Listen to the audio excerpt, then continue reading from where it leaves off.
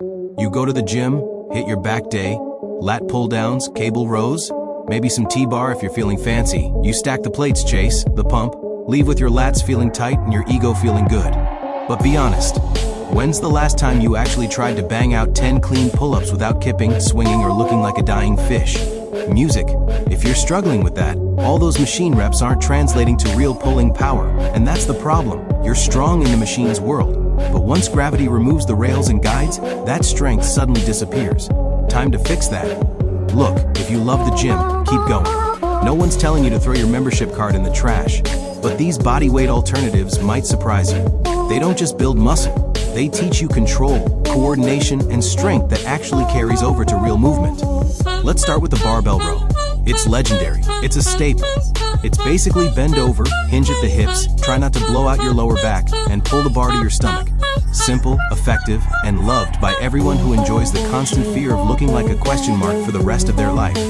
When done right, it builds a thick, powerful back. When done wrong, it builds chiropractor loyalty. The bodyweight swap? Inverted rows. Set up under a sturdy table, squat rack, Smith machine, or bar.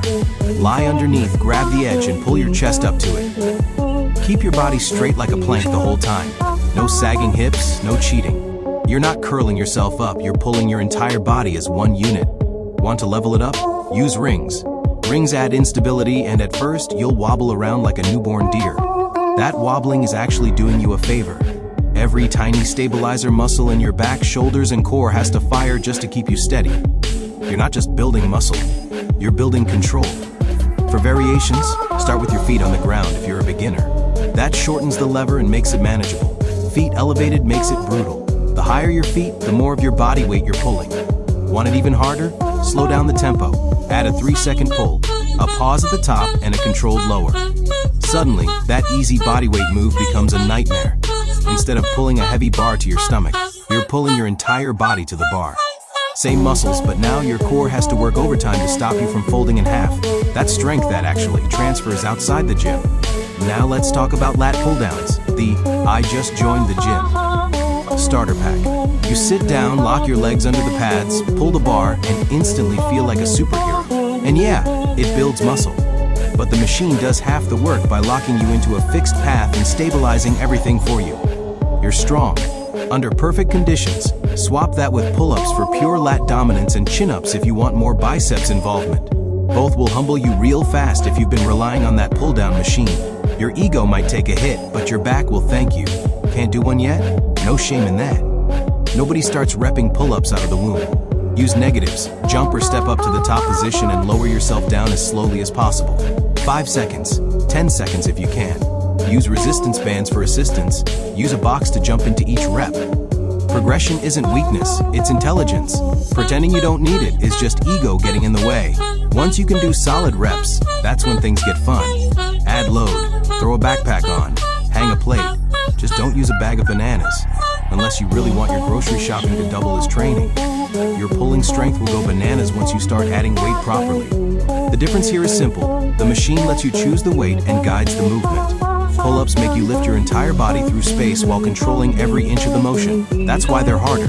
That's also why they build real, usable strength. Now let's hit T-bar rows. Old school. Cool. They look impressive, feel impressive, and usually come with enough grunting to let the whole gym know you're working back today. They lock you into a specific path and angle, which can be great, but also limiting. The bodyweight alternative? Australian rows. Set a bar at waist height, lean back, and row your chest to the bar. It's basically an inverted push-up for your back. Easy to learn, easy to scale, and brutal if done right. Elevate your feet and suddenly that beginner move turns into a serious challenge. Want to get fancy?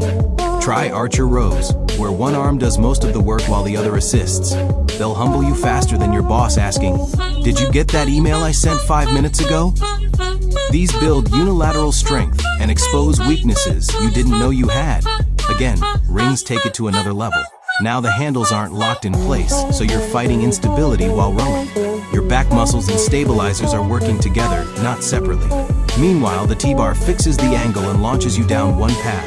Calisthenics lets you adjust the angle, leverage, and difficulty on the fly. You still get that back thickness, no fancy landmine attachment required. So let's recap. Swap barbell bent over rows for inverted rows or ring rows. Replace lat pull-downs with pull-ups and chin-ups. Trade T-bar rows for Australian rows, archer rows, or ring rows. Same muscle groups, more control, more carryover. With weights, progression is obvious. Add another plate, grind it out, repeat. With calisthenics, progression forces you to think. You change angles, shift leverage, slow tempo, add pauses, or increase range of motion. You don't just get stronger. You actually learn how your body works. And that's the real advantage. You're not just training muscles, you're training movement. If you want a clear path from wherever you are now to advanced variations, check out our Calisthenics Playbook. It breaks down every progression step by step, so you're not just guessing what comes next. Because there's nothing worse than being stuck doing the same variation for months.